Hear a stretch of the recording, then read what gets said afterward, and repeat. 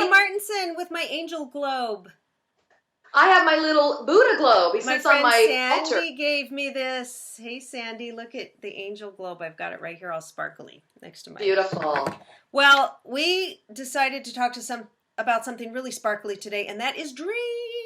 Magical, mystical dreams. That's right. I have always remembered my dreams. I've dreamt like in.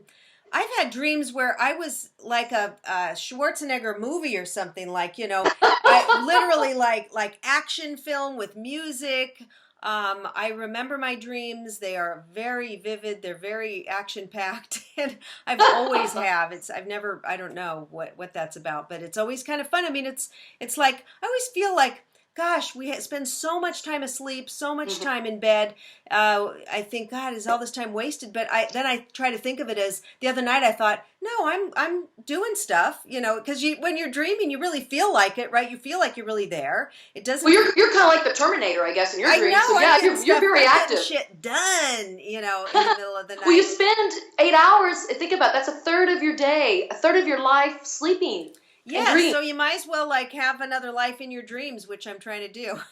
Yeah, well, it sounds like you have one. I mean, I have one. Now, if I could only figure out how to write a book, at that time, or make some money or something, Well, do you have a dream journal? Do you keep one? No, I did years ago when I was 16. I kept a dream journal and I wrote down my dreams, and then I gave it up. I'm one of those people who kind of think dreams are just things that we've heard that day or thought of or have been worried about or seen someone, and then it comes out in the dream. I've never thought, I know people do, and it's probably true, but I've never felt that my dreams were revealing something to me or some kind of message or anything like that. I just feel like it's my brain working stuff out that I've been seeing or dealing with. Yeah, like the residue of the day, you're working it out.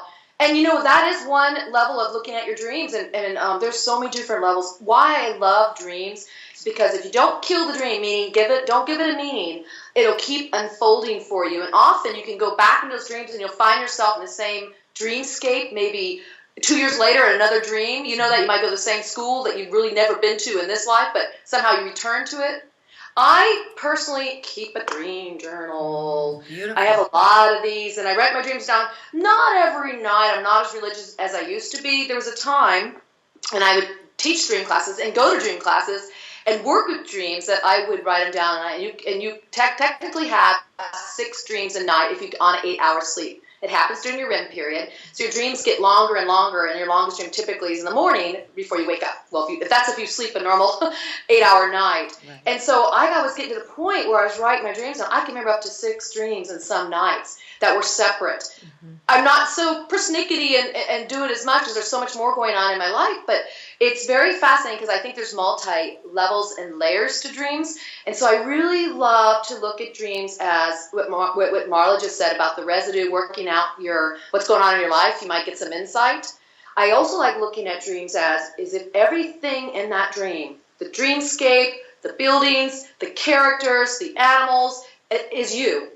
So that's more of a Jungian way of looking at the dream. All the players in the dream represent a part of you, so you can start learning about what it's reflecting back to you.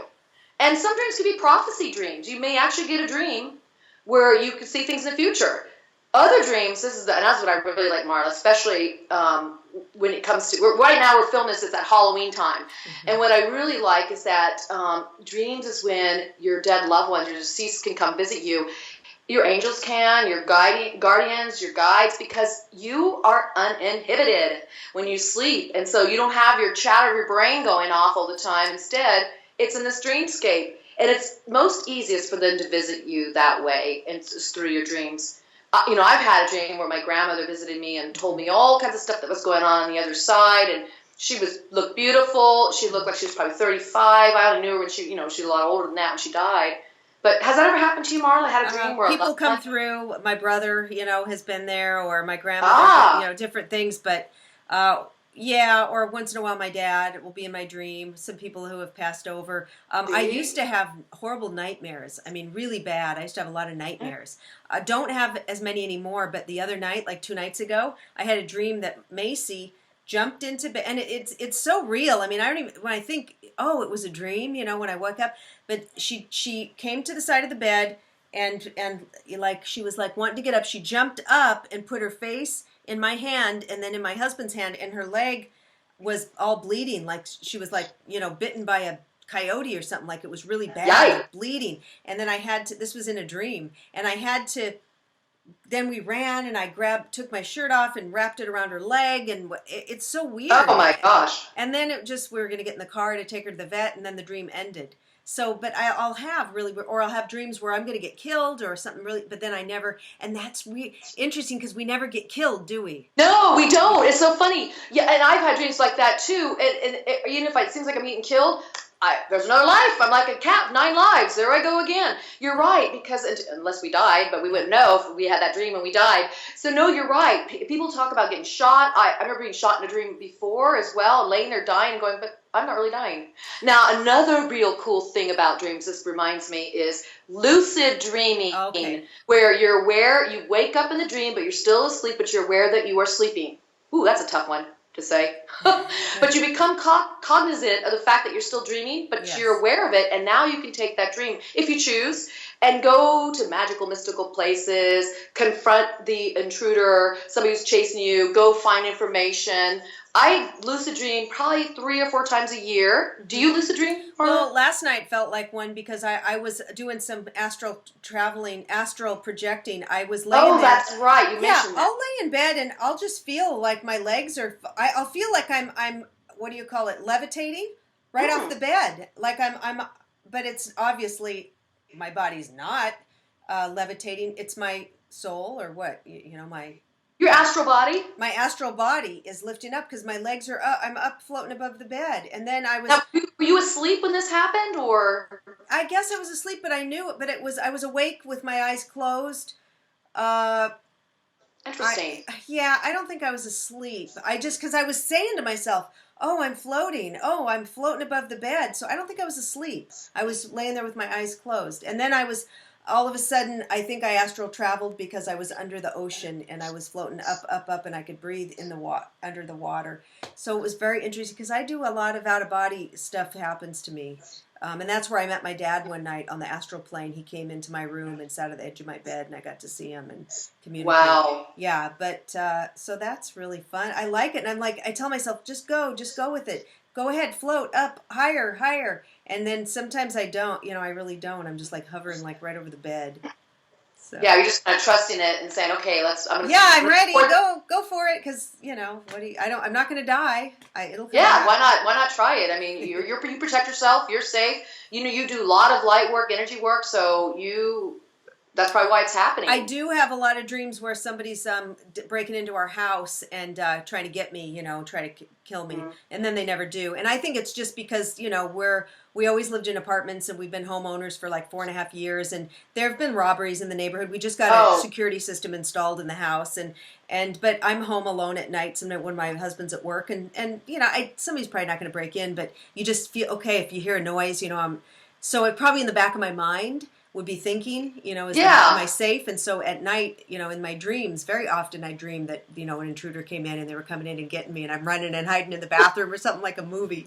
Yeah, that's scary. We all have little things like that. I mean, if you had, like you said, a little trepidation could cause that to happen, and then because you're working out the residue in your life. Mm-hmm. But let's say you guys that are watching this want to learn to recall your dreams.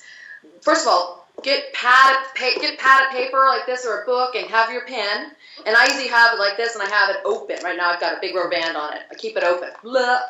And I put my pen there, and I tell myself when I go to bed, I'm going to remember my dreams. Yes, that's important. Tell yours to program it. I used to do that too. I will remember my dream in the morning, and then you will.